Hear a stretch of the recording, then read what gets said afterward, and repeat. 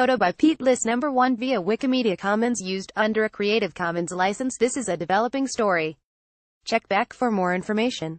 More than 40 people were injured when a SEPTA train crashed early Tuesday morning at the 69th Street Transportation Center in Upper Darby. SEPTA officials say an inbound Norristown high-speed line train struck an unoccupied park train around 12:15 a.m. at the station. A SEPTA spokesperson said at least 4 people were taken to nearby hospitals for serious injuries, including the train operator. None of the injuries are reportedly life-threatening. One passenger who was on the train told NBC10 that he blacked out and that there was blood everywhere. The cause of the crash is under investigation. SEPTA commuters should expect travel disruptions this morning. Norristown high-speed line trains are running locally every 20 minutes. NHSL local service is operating every 20 minutes between 69th Street and Norristown TC. No Hughes Park or Bryn Mawr trips. Delays are expected. SEPTA at SEPTA August 22, 2017. For more information and travel times, check SEPTA's Twitter page or system status online. Follow at Claire's Osco on Twitter. Read more about SEPTA, Upper Darby. Be respectful of our online community and contribute to an engaging conversation. We reserve the right to ban impersonators and remove comments that contain personal attacks, threats, or profanity, or are flat-out offensive. By posting here, you are permitting Philadelphia Magazine and Metro Corp to edit and republish your comment in all media. Page 2L via Kansas Sebastian via Flickr.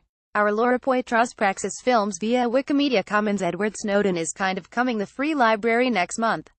The whistleblower and former CIA employee will appear via live closed-circuit video link, which is sort of like a high-security version of Skype or FaceTime.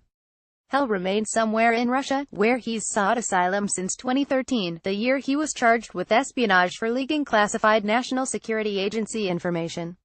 The event will be held at 7:30 p.m. on September 11th. Snowden will speak with investigative journalist Jeremy Scahill, co-founder of online news journal The Intercept, who will appear in person.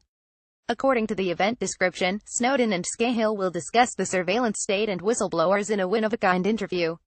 Tickets for the library's auditorium cost $35. Those interested in watching a live broadcast of the event in a separate room at the library can get tickets for $15. Follow at Claire's Osco on Twitter.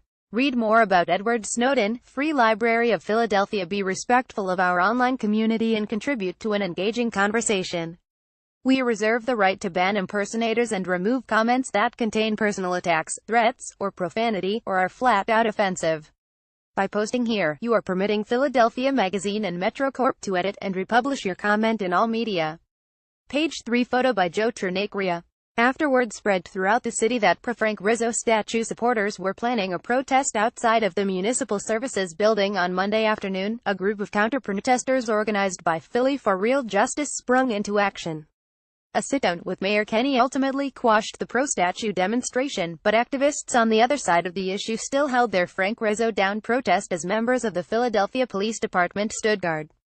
Philly Mag was live on the scene to capture footage from the rally, which was rife with anti-police sentiment and, of course, heated remarks about the controversial mayor himself. Posted by Philadelphia Magazine on Monday, August 21, 2017. Follow at @Trinacria on Twitter. Read more about Frank Rizzo statue, Philadelphia Police Department, Philly for Real Justice. Be respectful of our online community and contribute to an engaging conversation. We reserve the right to ban impersonators and remove comments that contain personal attacks, threats, or profanity, or are flat-out offensive. By posting here, you are permitting Philadelphia Magazine and Metro Corp to edit and republish your comment in all media. Page 4 Pennsylvania State University will not allow Richard Spencer to speak on its campus. In a statement released on Tuesday, the university said Spencer's presence would present a major security risk to students, faculty, staff and visitors to campus. Spencer, who presides over the Virginia-based white nationalist National Policy Institute, requested to speak at the university this fall. Penn State President Eric Barron said that while the university fully supports the right of free speech, the First Amendment does not require our university to risk imminent violence. Spencer, who popularized the term alt-right, which the Anti-Defamation League maintains is a rebranding of white supremacy, has gained widespread notoriety since the election of President Donald Trump, whom he praises.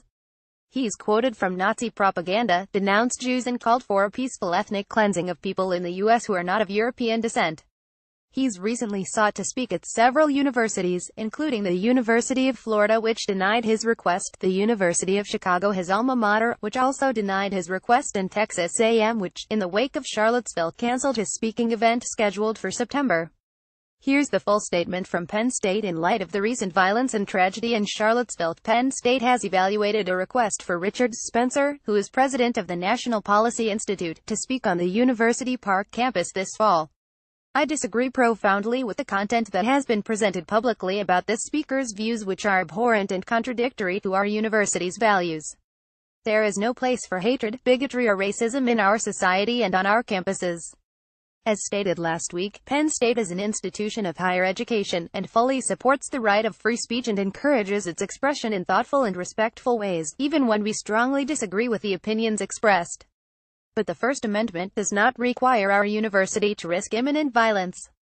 After critical assessment by campus police, in consultation with state and federal law enforcement officials, we have determined that Mr. Spencer is not welcome on our campus, as this event at this time presents a major security risk to students, faculty, staff, and visitors to campus. It is the likelihood of disruption and violence, not the content, however odious, that drives our decision. As we enter the new semester with a national climate of great uncertainty, Penn State continues to foster an inclusive climate for all races, ethnicities, religions, sexual orientations, genders, and other differences.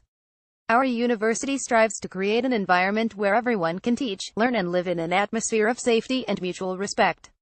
Follow @Claire Zosco on Twitter.